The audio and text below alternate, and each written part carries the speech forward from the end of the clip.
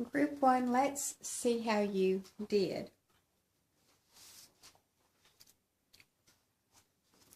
Perhaps you had time to write out a little reference, the G scale, and what you know about some of those triads, and a keyboard maybe to look at to help you with the chords that you're analyzing. So you see that we have the G scale and the Roman numerals for those triads, and we'll refer to that in a minute.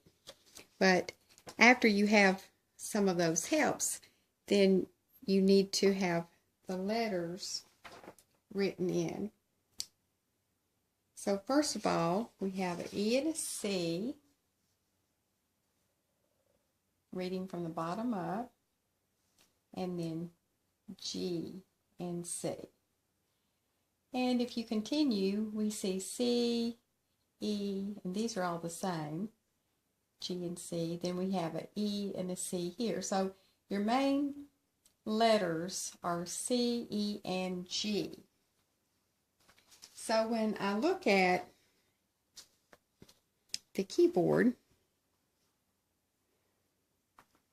I could locate C, E, and G, and I see that those are skips apart. Or I could even look up here, G, A, B, C, and I see that they're stacked, space, space, space, which means those are skips apart. So this is a C chord, or the 4. So all you need to write is 4, and then decide what inversion or position it's in. If the letter C, since it's called C chord, appears in the bass, you need to do nothing else. But it doesn't. It's an E. The E is in the bass right here. So what inversion is it when the third, this would be the root, the third, and the fifth. When the third is in the bass, it's called the first inversion. So you need to supply the little 6. All right, let's look at the next chord. So you write your letters G, D, G, and B. And then this is repeated.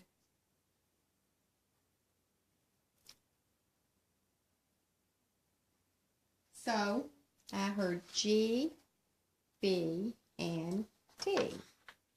So can you find it in the scale? About here. G, B, and D. And again, it is a stacked line, line, line, every other, or you could check on the keyboard. G, you skip a key to B, skip a key to D. So it's the 1 chord. So you put your 1, and then you ask the question, since it is G chord, is G in the bass? And it is. So it's simply a 1 chord. All right, let's go to the next one. Now here you have a couple of choices. And then I'm going to tell you what I think the best answer is. First of all, we label D, and D, and G, and A.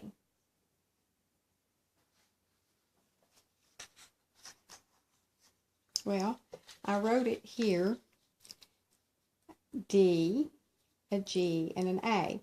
And I see that there's a 5th from D to A. So this could be a D chord with an extra note and the implied note F sharp, and it would be a 5. Okay? But you might have thought to do a different way. So let's see what you might have come up with. You might have put the G and the D, and there's fifth, an interval of a fifth as well, with an implied note, and the A as an extra note. And if you did that, it would be a G chord, which is a 1, and it would be an inversion because the lowest note is D. So or over here, the lowest note's D. So you might have put a 1, 6, 4. So I wouldn't mark it wrong if you put a 1, 6, 4. Someone else might, but I could follow your thought pattern like that. However, I think it's stronger evidence to call it a 5 because we have D in the bass. And we have lots of D's all through the measure. So I think that is your strongest sound.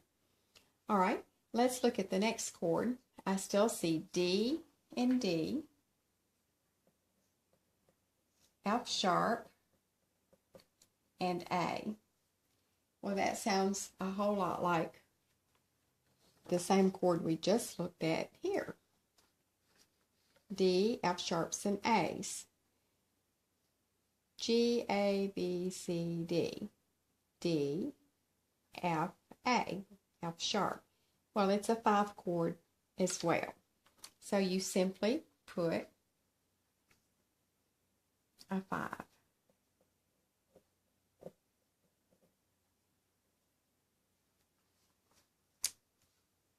Now we'll go to the next little video clip and look at group 2's answers.